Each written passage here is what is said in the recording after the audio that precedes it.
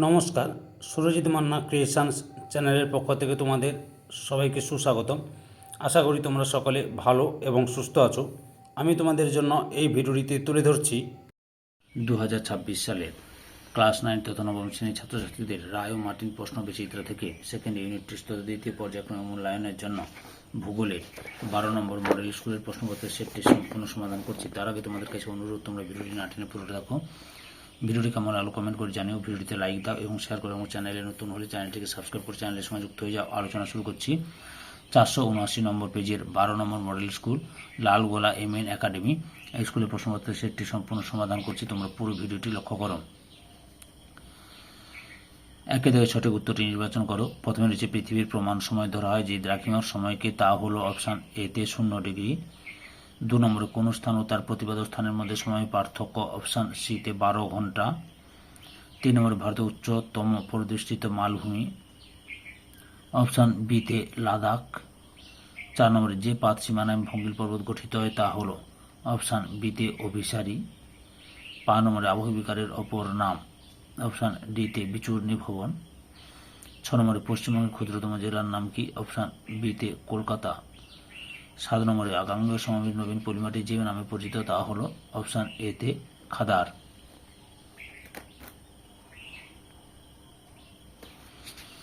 তারপরে 2 দাগে শুদ্ধ অশুদ্ধ অলেখ, শুদ্ধ হলে সু এবং অশুদ্ধ হলে অলেখ। প্রথমে রয়েছে গ্রিনিচের সঙ্গে ভারতের সময়ের পার্থক্য 5 ঘন্টা 30 মিনিট, শুদ্ধ। 2 নম্বরে স্টম্বুলকে ভূমধ্যসাগরের আলোকস্তম্ভ বলে, শুদ্ধ। 3 নম্বর তিস্তা পশ্চিমবঙ্গের জোয়ারের জলে পুষ্ট একটি নদী, অশুদ্ধ, বরফগলা জলে পুষ্ট নদী। তারপর 3 দাগে এক কথায় উত্তর যে কোনো 5টি। প্রথম রয়েছে প্রতিটি অক্ষরেখার কোণের সমষ্টিগত 360 ডিগ্রি। 2 নম্বরে আর্দ্র অঞ্চলের সমপ্রায় ভূমির উপর অবশিষ্ট টিলা কি নামে পরিচিত, মোনাডন নামে পরিচিত। 3 নম্বরে কোন জলবায়ু অঞ্চলে যান্ত্রিক অভিজ্ঞতা বেশি লক্ষ্য করা যায়, উষ্ণমরু জলবায়ু অঞ্চলে। 4 নম্বরে একটি নবীন ভঙ্গিল পর্বতের উদাহরণ দাও, হিমালয়। 5 নম্বরে পশ্চিমবঙ্গের মালভূমি অঞ্চলের সর্বোচ্চ শৃঙ্গের নাম কি, গোরগাবুরু। 6 নম্বরে দ্বারকেশ্বর ও শিলাবতী নদীর মিলিত প্রবাহ কি নামে পরিচিত, রূপনারায়ণ নামে পরিচিত।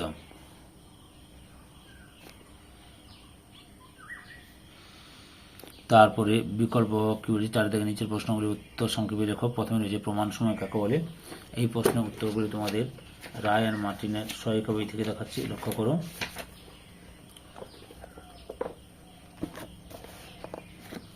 এখান থেকে শুরু করবে।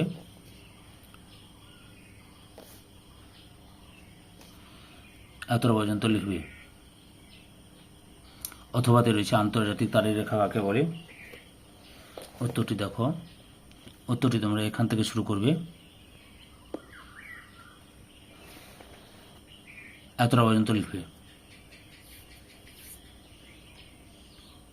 2 নম্বরে রয়েছে ভঙ্গিল পর্বত কাকে বলে। উত্তরটি এখান থেকে শুরু করে এতটা পর্যন্ত লিখবে। অথবাতে রয়েছে লোহিত সমভূমি কাকে বলে।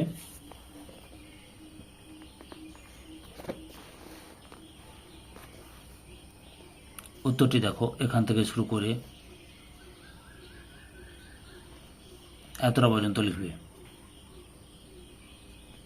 3 নম্বরে রয়েছে স্বল্পমোচন বলতে কি বোঝো। উত্তরটি দেখো, স্বল্পমোচন কাকে বলে। এখান থেকে শুরু করবে, প্রক্রিয়াটাও লিখবে।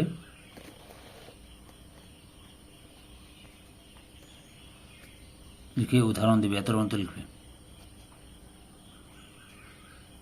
অথবাতে রয়েছে রেগোলিথ কি।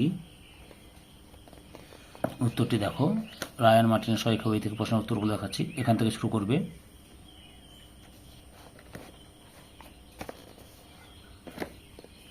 এতটা পর্যন্ত লিখবে। আগের ভিডিওগুলো দেখতে গেলে আমার চ্যানেলের প্লেলিস্ট থেকে দেখে নাও, নাহলে ভিডিও ডিসক্রিপশনে তার লিঙ্ক দেওয়া আছে, ওখানে ক্লিক করে দেখে নিতে পারো।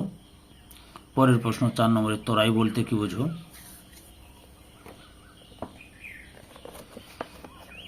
উত্তরটি দেখো, তরাই বলতে কি বোঝো। তোমরা এই যে এখান থেকে শুরু করে অর্থটা লিখবে, অবস্থানটা লিখবে এবং উৎপত্তি পর্যন্ত দেবে, এই যে এতটা পর্যন্ত লিখবে। অথবাতে রয়েছে আশ্বিনের ঝড় কি। উত্তরটি এখান থেকে শুরু করবে, তোমরা পরপর দেখে নাও। এতটা পর্যন্ত লিখবে। 5 দাগের নিচের প্রশ্নগুলি উত্তর দাও। বিকল্প প্রশ্নগুলি লক্ষণীয়। প্রথমে রয়েছে অক্ষরেখা ও দ্রাঘিমা রেখার মধ্যে পার্থক্য লেখো। উত্তরটি লক্ষ্য রাখো, অক্ষরেখা এবং দ্রাঘিমা রেখার মধ্যে পার্থক্য। মোট তোমাদের আমি 10টি পার্থক্য দেখাবো, তার মধ্যে 4-5টি ভালো করে লিখে রাখবে।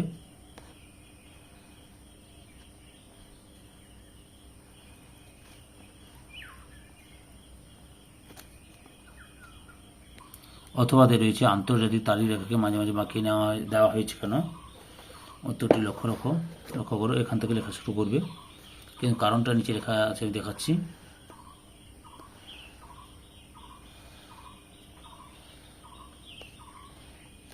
এই যে এতটা পর্যন্ত লিখবে।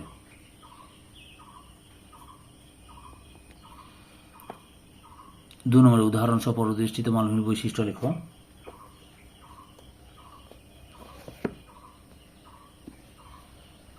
এই যে পরদৃষ্টিত মালভূমি বৈশিষ্ট্য, এখান থেকে শুরু করবে।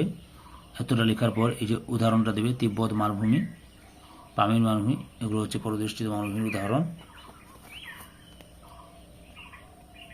অথবাতে রয়েছে মহীভাবক ও গিরিজনী আলোড়নের মধ্যে পার্থক্য লেখো। উত্তরটি দেখো, মহীভাবক এবং গিরিজনী আলোড়নের মধ্যে পার্থক্য। মোট 7টি পার্থক্য দেখালাম তোমাদের সামনে। 3 নম্বরে রয়েছে আবহবিকার ও ক্ষয়ভবনের পার্থক্য লেখো। উত্তরটি দেখো তোমরা, যে আবহবিকার ক্ষয়ভবনের পার্থক্য। আগের ভিডিওগুলো দেখতে চাইলে আমার চ্যানেলের প্লে লিস্টে গিয়ে দেখে নাও, নাহলে এই ভিডিও ডিসক্রিপশনে তার লিঙ্ক দেওয়া আছে, ওখানে ক্লিক করে দেখে নিতে পারো।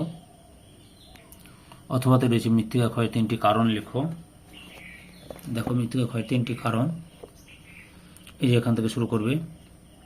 এই যে জলপ্রবাহ ক্ষয় লিখবে, বায়ুপ্রবাহ, হিমবাহ সমুদ্র তরঙ্গ, বৃষ্টিপাত, ভূমির ঢাল, এতটা লিখলাম। মোট 5টা কারণ দেখালাম, আর মনুষ্যসৃষ্ট কারণও কয়েকটি দেখালাম, কয়েক দেখাচ্ছি। এই যে 3টা দেখালাম, 5, 3, 8টার মধ্যে যে কোনো 3টি লিখবে। 4 নম্বরে রয়েছে পশ্চিমবঙ্গের জলবায়ুর উপর মৌসুমী বায়ুর প্রভাবগুলি লেখো। উত্তরটি দেখো তোমরা,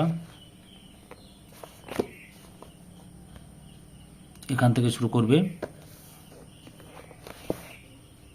পরপর দেখে নাও।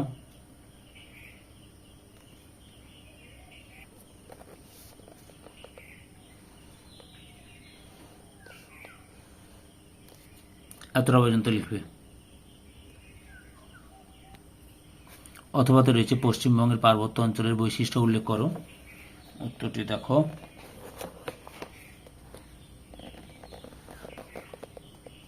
এই যে এখান থেকে অবস্থান, এখান থেকে শুরু করবে। এই যে ভূপ্রাকৃতিক বৈশিষ্ট্য,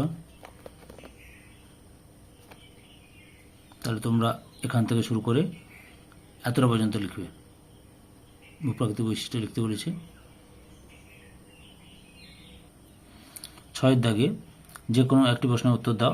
চেন্নাইয়ে যখন সকাল 6:32, নিউ ইয়র্কে তখন পূর্ব রাত্রি 4:15। চেন্নাইয়ের দ্রাঘিমা 80° 15 পূর্ব হলে নিউ ইয়র্কের দ্রাঘিমা কত? উত্তরটি লক্ষ্য করো। দেখো উত্তরটি দেখো, এই যে এখান থেকে শুরু করবে, সুন্দর করে দেওয়া আছে, অঙ্কন করা আছে।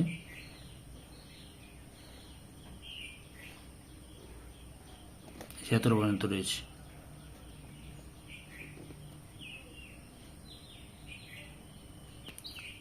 2 নম্বরে রয়েছে মৃত্তিকা সংরক্ষণের পদ্ধতিগুলি আলোচনা করো। এই যে উত্তরটি দেখো তোমরা,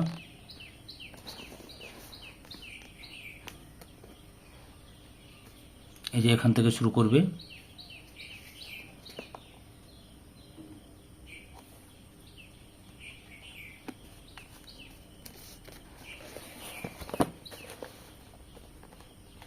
পরপর দেখে নাও।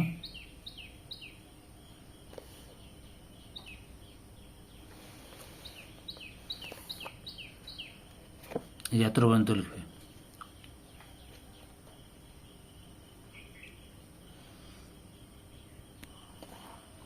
3 নম্বরে উষ্ণতা তারতম্য সৃষ্ট যান্ত্রিক আবহবিকারের প্রধান 3টি প্রক্রিয়া চিত্র সহ আলোচনা করো।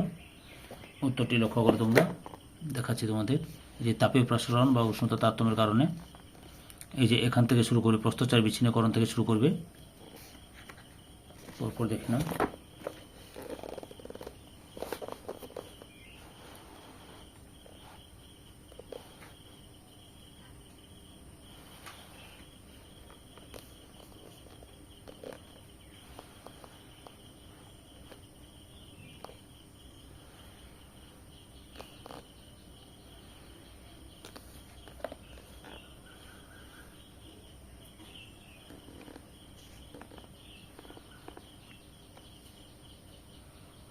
এতটা পর্যন্ত লিখবে।